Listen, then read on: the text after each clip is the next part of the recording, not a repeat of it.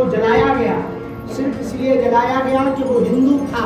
नेताओं के बयानों पर हम जवाब नहीं देते क्योंकि हम नेता नहीं हैं।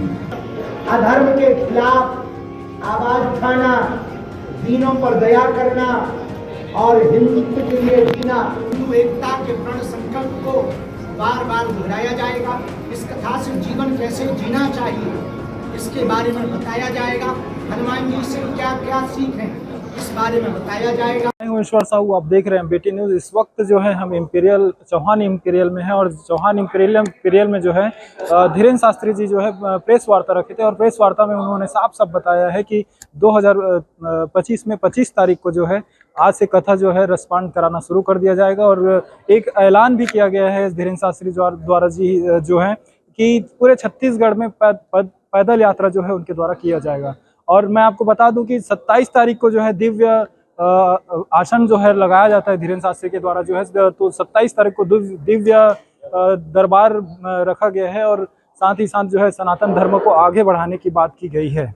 जहां स्टील गलता है वहां अब आस्था तपेगी, जहां मशीनों की आवाज गूंजती है वहां अब हनुमान भक्ति का जयघोष सुनाई देगा। स्ताप नगरी भिलाई पहली बार साक्षी बनने जा रही है ऐसे एक आयोजन की जो सिर्फ कथा नहीं, सनातन चेतना का उद्घोष है। सनातन धर्म के प्रखर ध्वजवाहक, युवाओं के प्रेरणा स्रोत और हनुमंत कथा के माध्यम से देश भर में पहचान बना चुके पंडित श्री धीरेन्द्र कृष्ण शास्त्री जी पहली बार भिलाई पधार रहे हैं और अपने साथ ला रही हैं दिव्य श्री हनुमंत कथा। यह भव्य आयोजन 25 दिसंबर से 29 दिसंबर तक जयंती स्टेडियम के समीप ग्राउंड में आयोजित होगा। कथा प्रतिदिन दोपहर 2 बजे से शाम 6 बजे तक चलेगी, जबकि 27 दिसंबर को होगा विशेष दिव्य दरबार, जहां श्रद्धालुओं के प्रश्न, पीड़ा और समस्याओं पर सीधा संवाद और समाधान होगा। भिलाई ही नहीं बल्कि दुर्ग, राजनांदगांव, रायपुर सहित आसपास के जिले में भी इस आयोजन को लेकर जबरदस्त उत्साह है। श्रद्धालुओं का कहना है यह केवल कथा नहीं बल्कि विश्वास से जुड़ने का अवसर है। आयोजन को सफल बनाने के लिए सेवा समर्पण समिति दिन रात जुटी हुई है। श्रद्धालुओं के बैठने के लिए एक विशाल और सुरक्षित डोम तैयार किया जा रहा है, जिसमें 25,000 से अधिक लोगों के बैठने की व्यवस्था होगी। जैसे सभी आवश्यक व्यवस्था सुनिश्चित की जा रही है, सुरक्षा व्यवस्था भी इस आयोजन की बड़ी खासियत होगी। आज भिलाई में आयोजित प्रेस कॉन्फ्रेंस में पंडित धीरेन्द्र कृष्ण शास्त्री जी ने 2 टुक कहा, हिंदुत्व और सनातन को आगे बढ़ाना ही मेरा संकल्प है। इसके साथ ही उन्होंने छत्तीसगढ़ में पैदल यात्रा की घोषणा कर दी है, जिसे लेकर श्रद्धालुओं में नया जोश और ऊर्जा देखने को मिली। विश्राम के समय अंतिम क्षणों में आज हमको 25 दिसंबर को पुनः छत्तीसगढ़ की माटी को चूमने का सौभाग्य प्राप्त हुआ, स्पर्श करने का सौभाग्य प्राप्त हुआ। ये हमारे लिए भगवान बागेश्वर बालाजी और चंद्रखुरी मैया, राजीव लोचन भगवान, इन सबकी कृपा है। छत्तीसगढ़ महतारी अद्भुत है, छत्तीसगढ़ के लोग अद्भुत हैं। आज से भिलाई में 5 दिन तक हनुमान चालीसा पर आधारित कथा का आयोजन होगा। 1 दिवसीय दिव्य दरबार वहां लगाया जाएगा।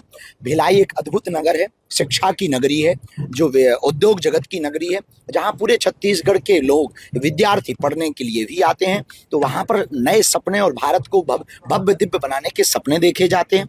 उसी भूमि पर 5 दिवसीय हनुमंत कथा हमारे प्रिय वसंत जी एवं वहाँ की हमारी बहना सरोज पांडे जी, उनकी पूरी टीम, श्री राकेश पांडे जी, सब लोग बड़े उत्साह के साथ इस आयोजन को संपन्न करवा रहे हैं, पूरा बागेश्वर मंडल।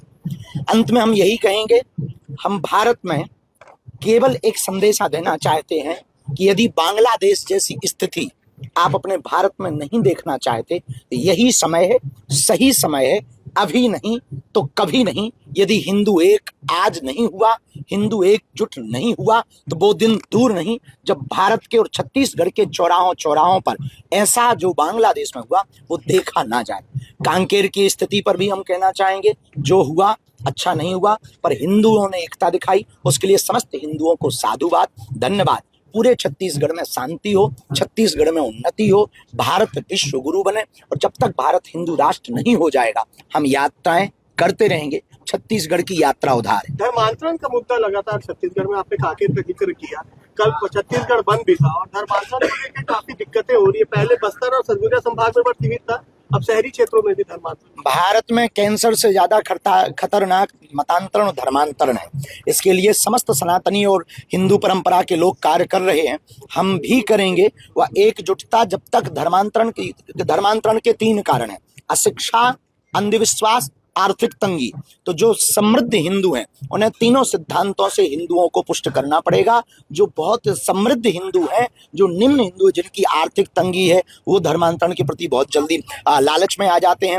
अशिक्षा यानी जागृति की आवश्यकता है। अंधविश्वास फैलाकर पूजा पाठ के नाम पर वो लोग मतांतरण करवाते हैं। हम पूजा पाठ के विरोधी नहीं हैं, हम पूजा पाठ के नाम पर धर्मांतरण के विरोधी हैं। गुरुजी, आप एकांतवास में भी गए थे, किताब जी। भी आपने लिखी वहाँ पे। बिल्कुल बहन, मेरा सन्यासी हमारे जो गुरुजी हैं उनके लिए हमने पुस्तक लिखी है और 19 साल बाद उन्होंने आज्ञा दी। 2 से 3 महीने बाद मेरा सन्यासी की पुस्तक आएगी कि एक ऐसी दिव्य चेतना आत्मा जो शरीर में न रहकर शरीर वाले लोगों को पकड़कर कैसे हनुमान जी की भक्ति का कार्य करवा रहे हैं, अब वो दिव्य चेतना कौन है, उनके बारे में पूरा विस्तृत लिखा है। एक बार जयपुर में भी आपने कथा करने की बात कही थी, क्योंकि बिल्कुल। वहाँ पर सबसे ज्यादा जो है वो चर्च है, सबसे ज्यादा धर्मांतरण एशिया के का केस सबसे बड़ा चर्च वहाँ पर। कोई बात नहीं, उसी के सामने कथा करेंगे, उनसे हमें कोई बुराई नहीं है, वो भी घर वापसी कर सकते हैं। और हमने बसंत को आज्ञा दी है कि जो है बहुत ही जल्दी वहां पर जसपुर में हमारी कथा करवाएं।